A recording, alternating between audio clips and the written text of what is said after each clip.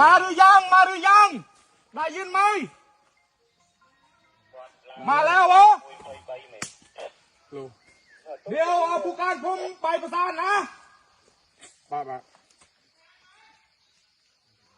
มีผู้การกันโลนไปประสานกับดันชัย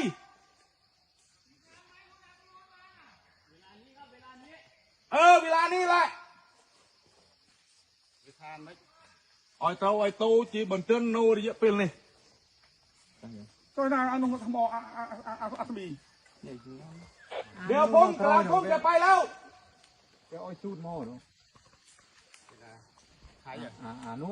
อาจจะเคยโนโม่นู้บ้านเองยี่สิบจะเมื่อไปเชื่อเบี้ยทางยังไปชูบ้านมองเนี่ยเราช่วยตัวเราได้ยังไงได้ยินไหมเดินชัยเรียก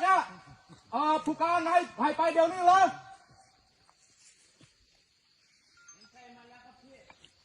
บอกด้วยถ้าไปเดี๋ยวนี้เดินชัยไปพาไปภาษาให้มันจบกัน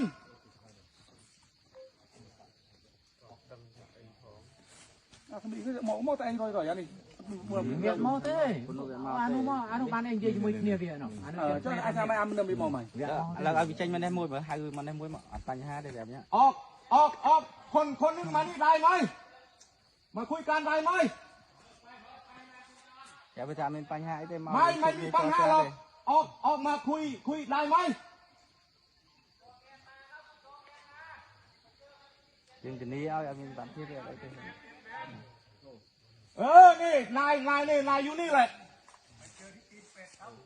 ไปเจอที่ตีนเป็ดเหรอไปเราเนี่ยเดินเที่ยวต่อนายไม่ต้องใช้อาวุธนะ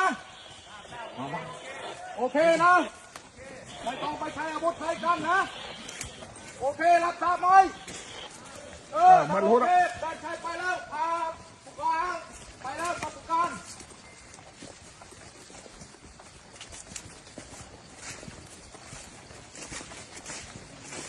คุณทับหน้าบุญ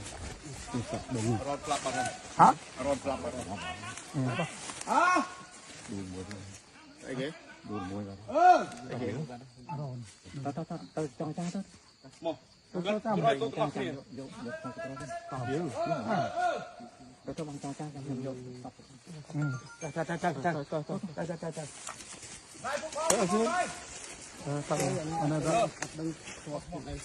ต้องมารู้เท่าการบ้านมือจะมือโรสันบ้า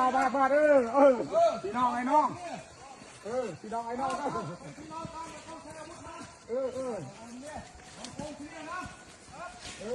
องไอ้น้อง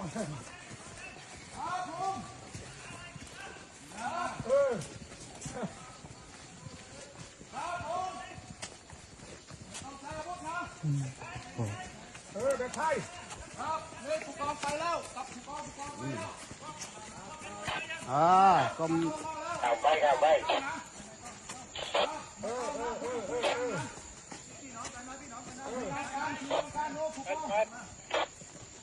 รอ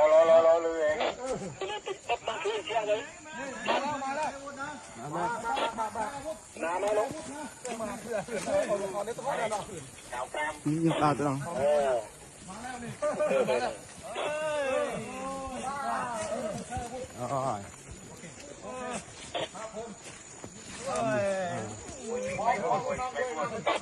ไม่ใช่อยู่แล้วคุยกันพี่น้องกันนะ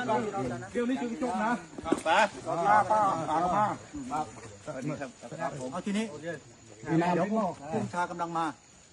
ชากำลังมาไม่บอกแต่ไม่จีกาพุ่งโมกันโลนบ้องเยอะครับกลับค่อยๆก็ได้ครับไม่ต้องไปชัยนะไม่ต้องไปชัยอีกนะพี่นะพอนะพอนะเราพี่น้องกันนะอย่าพี่น้องกันทายืมบอลโปนเคลียร์นะกลมไปเคลียร์ติดนะได้เอาคืออย่างนี้นะดูหน้าผมนะดูหน้าบองนะมือคนไทยกับกัมพูชาเนี่ยเหมือนกันไหมหน้าตาเหมือนกันไหมไทยกับกัมพูชาน้องกันนะพี่น้องเพราะนั้นอย่าใช้อาวุธไปเลยไม่ต้องใช้อาวุธอะไรสู้ครับสมัครเรานาย นายผู้การมายังมานี่ผู้การโอ้นี่เป็นโม่นี่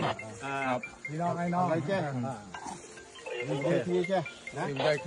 หยุดก่อนใจเย็นๆมีอะไรเราคุยกัน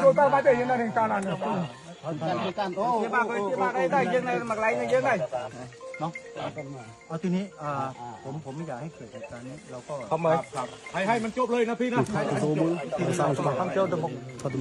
กันเองอันดับแรกเอาแปลให้ผมหน่อยนายเฮียนตีมุยพอแปลจมเฮียนตีมุยลำดับ